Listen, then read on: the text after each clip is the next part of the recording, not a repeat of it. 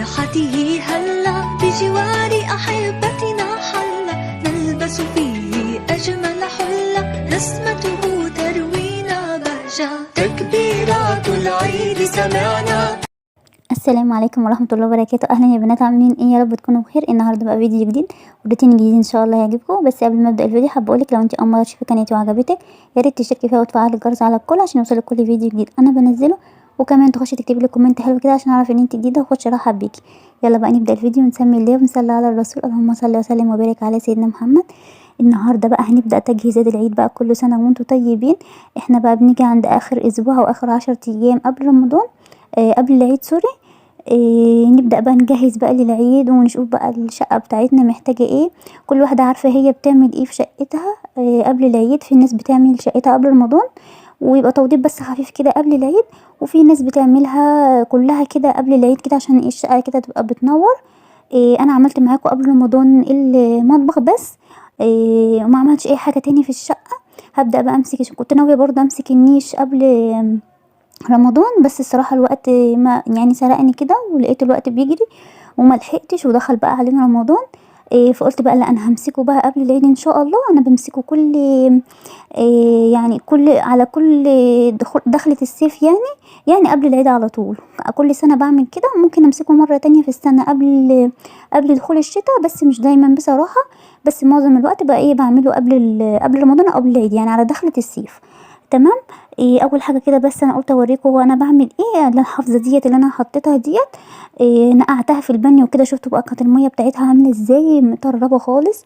لان هي الصراحه انا مش بغسلها، يعني هي بتاعه الشتاء بحطها بس في الشتاء وبعد كده بشيلها، ومش بحطها في الصيف خالص. تمام. انا بقى حطيتها نقعتها في البانيو، حطيت عليها اريال وسبتها تتنقع. بصوا بقى انا بعملها ازاي. الحافظه ديت اللي هي اللي بشعري ديت انا بغسلها مرتين، بغسلها مره في البانيو وانقعها واسيبها ليله كامله، وبعد كده اصفيها واحطها بقى في الغساله تتغسل بقى دوره في الغساله. ليه بقى؟ لان انا غسلتها قبل كده في البانيو ما نتفتش معايا، وغسلتها برضو مره لوحدها في الغساله برضو ما نتفتش معايا. فبقيت بعد كده بغسلها بقى في البانيو الاول، انقعها في البانيو زي البطانيه عادي، وبعد كده اغسلها غسله كده في الغساله، يبقى منها خدت نقعه في البانيو ومنها كمان غسلت في الغساله. وتطلع بقى نضيفه كده ومنوره ومزهزهه. تمام. انا كده نقعتها في البانيو. جيت بقى هنا عند على المفارش بتاعه النيش، شيلتها كلها. هي بصوا مجرد ان هي مطربه بس زي ما انتوا عارفين. فلميت كده بقى كل المفارش بتاعه النيش وحطيتها بقى في ميه كده باريال، وابتديت ان انا اغسلها بس زي ما انتوا شايفين كده. انا مش بدعك ولا حاجه فيها، لا انا مجرد بس انا بغطسها كده في الميه بالاريال، وبعد كده بشيلها احطها بقى في ميه نضيفه واشطفه. هبدا ان انا اشطفها زي ما انتوا شفتوا. بصوا الميه الاولانيه كانت عامله ازاي، كانت مطربه خالص. دلوقتي بصوا الميه نضيفه. دلوقتي انا بشطفها. وكمان حطيت معاها مفارش المكتبه. انا عندي المكتبه بحط لها مفارش، فشلتها كمان بالمره. قلت اغسل المفارش كلها مع بعض. بحب كده ان انا افرشها سوري انشرها كده في البلكونه، وكلها كده المفارش كده منشوره في البلكونه تبقى شكلها جميل قوي. بحس بفرحه كده مش عارفه ليه لما بنشرها كده. وخلاص بقى ببدا بقى التنظيفات بتاعه العيد الجميله ديت. فخلصتهم كده وشطفتهم وسبتهم بقى كده، حطيتهم في الجردل ونشرتهم بقى. بصوا هم مش هياخدوا يعني نص ساعه، هتلاقيهم كده اتهووا ونشفوا لان هم خفاف جدا ومش محتاجين حاجه. انا ما حبيتش ان انا احطهم على طول في النيش وهم مبلولين.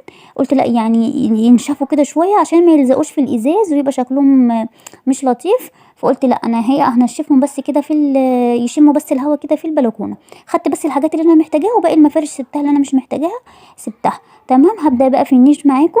بص اول ضفه كده من فوق انا كنت حاطه فيها، مش حاطه فيها الكاسات دي، لا كنت حاطه فيها كاسات تانية. بس انا بدلت الضرفتين ببعض عشان كده انتوا لو تلاحظوا ان انا يعني عشان ما تتلخبطوش بس كده.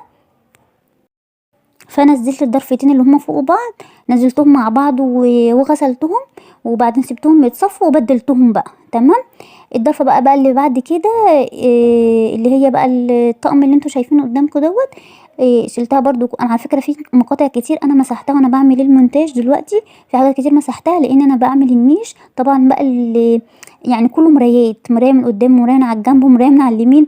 فانا طبعا زهراني يعني زهره نفسي فكل ما الاقي نفسي كده اروح لا مسحه الفيديو. يعني في حاجات كتير اتمسحت معايا، بس على قد ما اقدر يعني وريتكم برضو انا عملت ايه تمام. فهي الضرفه اللي فوق دي كده انا خلصتها، مسحتها الاول بالملمع الازاز وبورق كده جورنان. هو ورق الجورنان هو اللي هيلمع معاكي الازاز، سيبك بقى من الفوطه والكلام ده كله، لا ورق الجورنان هو اللي هيلمع معاكي الازاز كده وهيديكي لمعه حلوه. مع طبعا ملمع ازاز يكون حلو وكوني انت بتستعمليه. تمام. شلت بقى كمان الطقم اللي هو ده اللي تحتيه الضرفه اللي تحتيه. انا عندي النيش، يعني النيش اللي هو الضرفه اللي بالطول في ضرفتين ازاز وضرفتين خشب، مش كله ازاز. تمام. فبحب احط على على اللي هو الخشب اللي هو الطقم التقيل قوي، اللي هو ممكن عشان الخشب يعني يستحمله شويه. لكن الظرف الازاز بحب احط فيها الكاسيت، وطبعا ده معروف عند اي حد بيحط الطقم اللي هو زي كده، طقم العشاء، طقم الاكروبايركس، الحاجات دي كلها بيحطها على الرف اللي هو الخشب عشان يعني يستحمله كده. وكمان طقم الصيني طبعا انتوا عارفين بيبقى تقيل، فيتحط ده كله على الرف اللي هو الخشب اللي هو زي ده كده. دلوقتي بصوا انا عند الرف الخشب بمسحه بالفوطه، لكن الرف اللي هو الازاز بمسحه بالملمع الازاز مع ورق الجرنان. تمام. هبدا بقى امسح كل ضرفه كده واحط بقى المفارش. اجيب المفارش بقى اللي انا غسلتها كده وريحتها حلوه كده وريحتها اريال بالمعطر كده وريحتها جميله كده وانا بفرشها. وبعد كده بقى هبدأ ارص بقى الضرفة بتاعتي. بصوا انا ممكن انقل ضرفة، يعني بحاول اغير شوية، يعني ممكن ابدل طرفتين مع بعض، اخلي دي مكان دي ودي مكان دي. او بقى اغير الرصة خالص، يعني الرصة اللي انا عاملاها انا اغير شكلها خالص.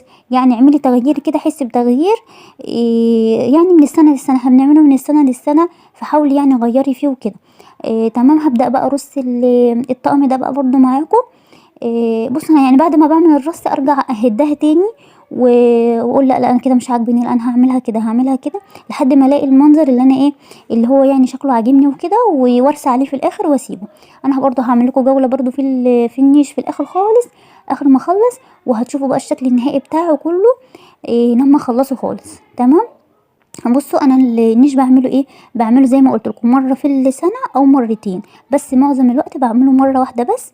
لان احنا اصلا يعني الحاجات دي مش بنستعملها كتير، وهو على طول يعني محطوط كده مركون عند كل الناس طبعا، بس طبعا بنطلع منه للعزومات، في مناسبات كده يعني، بس مش دايما، مش استهلاكنا طبعا في زي حاجات المطبخ وكده. بس لما يكون عندك عزومه، عندك مناسبه انت حابه تجددي كده، تطلعيه مره مرتين وخلاص، وبعد كده بتدخليه وبتغسليه وبتدخليه تاني مكانه. تمام. انا في مره عملته يعني انا عملته بعد الجواز تقريبا بسنه. لان طبعا سيبكم من اول سنه ديت، لان طبعا حاجات بتبقى كلها لسه نضيفه، وحاجات بقى ولسه عروسه وكده، والحمل بقى والخلفه بقى والرضاعه والكلام ده كله. فمبيبقاش احنا فاضيين اساسا، او مش بنفكر ان احنا نعمل حاجه في شقتنا وكده. بعدها بقى يعني خلاص بقى، يعني بقيتي بقى ام بقى وكده، وبقيتي مسؤوله عن البيت وكده، فبنفكر بقى ان احنا نظبط بقى حياتنا على كده، ونشوف دنيتنا، ونشوف بقى بيتنا محتاج بعد يعني اول سنه تقريبا انا ما عملتوش، انا فاكره يعني ان انا ما عملتوش خالص اول سنه. بعد كده بقى ابتديت ان انا اعمله. انا فاكره اول مره عملته كانت مع اختي، اختي الكبيره هي اللي عملته معايا اول مره خالص. وكنا يعني كنت انا بناولها، وهي اللي كانت بترص، هي اصلا اللي رصهولي في اول الجواز، هي اللي رصهولي ساعه فرش الشقه يعني وكده. هي اللي كانت عامله لي النيش كله لوحدها. بعد كده بقى اللي هي بقولك اول مره انا اعمله، هي برضو كانت رصته معايا، قلت لها تعالي معايا وكده واعمليه. فرصته معايا اول مره خالص. بعد كده بقى ابتديت ان انا انزله زي ما اقول لكم كده كل صيف على دخله الصيف، وابدا بقى انزله وارصه من اول وجديد. ممكن بقى ارصه نفس الرصه اللي هي كانت رصاها، احاول اغير انا من نفسي يعني من الرصه، اغير الشكل كده، يعني احط الشمال هنا واليمين هنا، ابدل ضرفتين ببعض زي ما قلت لكم كده يعني. بصوا بقى انا بعمل انا جبت طبق حطيت فيه بريل عادي بتاع المواعين، وطبق كبير كده زي ما انتوا شفتوا، وببتدي بقى ان انا انزل كل ضرفه واغسلها، وبعدين اسيبها تتصفى عقبال بقى اما انا اظبطها وامسحها وكده. ابدا بقى ان انا اخد الحاجه وارصها تاني. لو الحاجه حسيت ان هي لسه ما صفتش قوي معايا ولسه فيها ميه، بجيب فوطه ناشفه من جنبي وانشفها بيها قبل ما احطها. يعني ما تحطيش الحاجه وهي لسه فيها ميه، لا نشفيها كده كويس قبل ما تحطيها. لو لقيتيها لسه ما صفتش لا امسحيها انت بالفوطه كده وابدأي بقى رصيها كده على نظافه. تمام كده انا خلصت بقى الضفه بتاعت الصيني بقى، طلعتها كلها وغسلتها وسبتها تتصفى وحطيتها تاني زي ما انتوا شفتوا وغيرت الرصه بتاعتها. بصوا بقى الضرفه اللي هي اللي فوق اللي انا وريتها لكم دي قبل اللقطه دي على طول، دي الضرفه اللي من فوق خالص، انا عملتها مع نفسي ما صورتهاش معاكم لان بقى كنت عماله اطلع وانزل على السلم اطلع وانزل. فقلت لا انا هعملها واصورها لكم في الاخر، لان انا مش عارفه اجيب الستاند اللي فوق خالص واصور بيه وكده.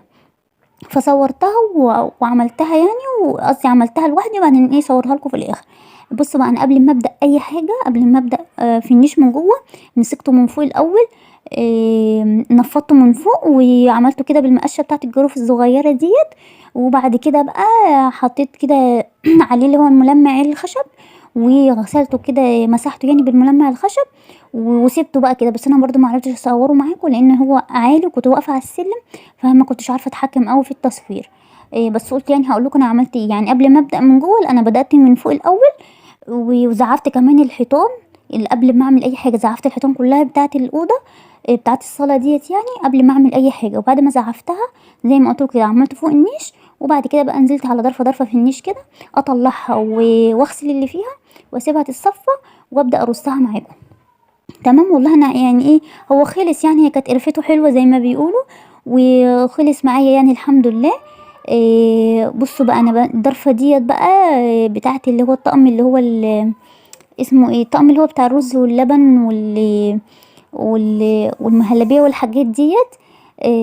هبدأ برضو ارصه في الضرفه ديت اللي هي الخشب. يعني حسيت ان هو تقيل شويه فما حبيتش ان انا احطه على ضرفه ازاز، فزي ما قلت لكم الحاجه اللي بحس ان هي تقيله لا انا احطها على ضرفه خشب. هو بصراحه الراجل اللي هو عمل لي النيش كتر خيره بصراحه ان هو ما عمليش كل الارفف ازاز.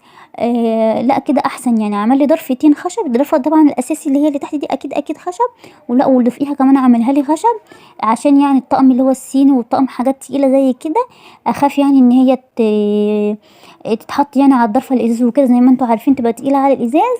لا حاولي حطي الحاجات الخفيفه على الضرفه الازاز والحاجات التقيله حطيها ايه من تحت خالص.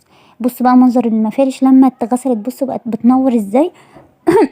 بصوا بقت بتلمع كده. هي على فكره هي مكانتش موسخه خالص بس كانت مطربه، يعني تحسي ان هي لونها بدل ما هي لونها اوف وايت دلوقتي هو اساسا لونه اوف وايت، تحسي ان هي لونها كده مدي على الرمادي كده، يعني لما معفره بقى شكلها مش حلو. لا بصوا دلوقتي بقى بتنور ازاي وشكلها جميل. بصوا بقى انا الطقم اللي هو دوت، بصوا حطيت اللي هو البوله الكبيره في النص وهرصيت عليها الباقي اللي الطقم كده حواليها كده، عملت زي طقم ورده. هو ما كانش معمول كده في الاول، لا انا كان معمول بالرصه تانية، حبيت ان انا اعمله بالرصه ديت يعني كده كشكل ورده وهو ايه والبوله الكبيره كده في النص. ورصيت عليه بواقي الكاسات اللي انا كنت حطاها معي. انا الكاسات كلها موزعاها على الظرف كلها، يعني الكاسات موزعاها على الظرف كلها، يعني حتى طقم حتى نصه مثلا هنا ونصه فوق كده، يعني ايه مشكله من هنا ومن هنا لان انا عندي معظم الكاسات معظمها بيضه. فلو بقى حطيت الطقم مثلا كاسات ابيض بس حطيته لوحده في ظرفه لوحده فهيبقى ابيض كده لا مش هيبقى شكله حلو. لا فانا حبيت ان انا اكسر اللون بحاجه تاني، فحط مثلا اورنج، كوبايتين من اورنج على كوبايه مثلا موف على كوبايتين كاسات ابيض كده. يعني حبيت ان انا اكسر اللون بحاجه، يعني ما اخليش كله نفس الطقم. هيبقى شكله حلو برضو بس هتحس ان اللون كده مش عارفه كده، حسيت ان هو يعني مش ناطق. الالوان برضو بتنطق الحاجه. تمام كده خلصت الضرفه ديت. الضرفه بقى بتاعت الصيني اللي هي التانية، الاولانيه كانت بتاعت الفناجيل وكده، التانية بقى بتاعت اللي هي الاطباق والبوله والحاجات ديت. برضو طلعتها كده كلها غسلتها وسبتها تتصفى. هبدا برضو ارصها كده رصه حلوه.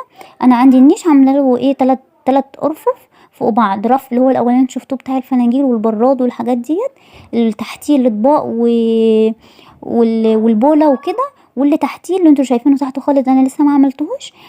باقي الاطباق بقى كلها بقى مع باقي الاطباق بتاعت الفناجيل بقى كل حاجه بقى حطها من تحت خالص، لان تحت بقى الارضيه يعني ان هو يستحمل شويه وكده.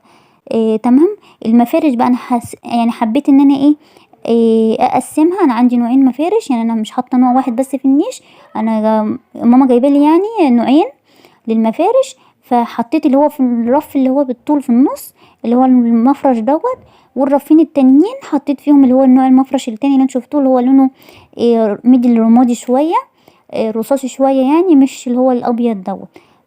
فحبيت ان انا اشكل حبه من هنا وعلى حبه من هنا وكده. تمام. بصوا بقى انا حطيت الطقم كده، بصوا بقى شكله بقى يلمع ازاي. انا قبل ما اشيله اكيد انتوا شفتوا منظره كان عامل ازاي، كان مطرب بطريقه يعني بحط ايدي كده على الغطا كان التراب فظيع، مع ان انا حاطه النيش عندي حاطاه في الصاله، في صاله داخليه يعني، في صاله في الشقه التانية يعني في نص البيت بالظبط. يعني مش عارفه التراب داخله منين بصراحه، بس طبعا بقى هو لما بيتعملش الا من السنه للسنه مره واحده بس في السنه، فعشان كده يعني بيبقى مطرب يعني وكده. بصوا بقى انا خلصت الضرفه اللي انا قلت لكم عليها دي، ودي الضرفه اللي تحت خالص بقى محطه فيها باقي الاطباق كلها، يعني كل الاطباق اللي باقيه من الصيني كلها حطاها هنا. بصوا منظر التراب من تحت عامل ازاي. لا منظره بصراحه يعني انا يعني حسيت كده بفرق شاسع بعد ما خلصته. كل شويه افتحه كده وابص عليه او الاقيه كده بينور كده وشكله حلو. غير الاول كده تحس ان هو مطفي يعني مش باين يعني جمال الطقم، من كتر ما هو التراب اللي عليه مخليه كده مطفيه ومخليه شكله مش حلو خالص. لا لما عملته ما غسلته يعني. بصوا انتوا ممكن لو انت عايزه تعملي بتمسحي بالفوطه وكده وخلاص وتحطيه تمام، بس الاحسن ليكي تحطيه في ميه مع بريل اللي يعني بيلمعه اكتر وبيخليه كده يبقى لونه زاهي كده وشكله حلو. غير الفوطه هي هتنضف برضو بس مش هيديله برضو اللمعه اللي هي الحلوه برضو اللي انتي تبقي عايزاها وكده. فاغسليه احسن وحطيه في ميه ببريل كده وطلعيه على طول يتصفى. تمام كده انا خلصت بقى الضرفه بتاعت الصيني خالص كده. الضرفه اللي في النص كده خلاص كده بالنسبه لي خلصت، والضرفه برضو اليمين كلها خلصت. دي بقى الضرفه اللي من تحت من ناحيه الشمال حاطه فيها بقى الطقم اللي هو الشفاف الابيض دوت، وكمان باقي الطقم اللي هو بتاع العشاء دوت. بقيته زي ما انتوا شفتوه كان الاول فوق، طبعا بقى انا مرضيتش احطه بقيته كله معاه لان هو محطوط على ضرفه ازاز فعشان ما يتقلش عليه، فانا خدت منه حبه وحطيته هنا مع ده، وقلت يعني يكسر اللون مع اللون لان الطقم اللي معاه دوت لونه ابيض، فقلت يكسر مع اللون يبقى ده اخضر مع ابيض يدوا شكل كده مع بعض وارصهم من تحت. تمام. الضرفه بقى اللي هي اللي تحت خالص دي الاولانيه اللي من تحت خالص دي حاطه فيها شنطه المعالق، وحاطه فيها اللي هو طقم الفناجيل دوت بصراحه ملهوش مكان فحطيته جنبها يعني كده، فبرضه مدي شكل حلو. وشنطه المعالق دي انا فاتحاها كده بس اوريها لكم، بس انا بعد كده بقفلها عشان ما تطربش. تمام بقى كده انا خلصت النيش كله. هبدأ بقى ان انا اصور لكم كل حاجه فيه، كل حاجه انا عملتها فيه. بصوا بقى اللي هي الزهر اللي هو الصغير خالص ده اللي هو البامبي على اصفر على اسود على زهري دوت، مديله شكل حلو قوي. ده انا برضو كنت جايباه في ايام الجهاز، اول يعني ما لما كنت بفرش الشقه يعني وكده، وبفرشه بقى يعني بعد ما بخلص زي ما انتوا شايفين.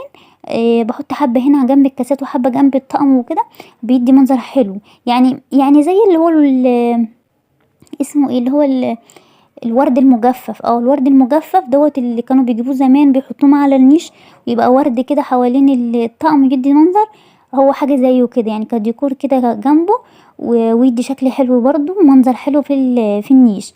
تمام. بصوا بقى التحف ديت دي كنت برضو من ايام الجهاز، بس طبعا بقى في اللي اتكسر منها كتير قوي.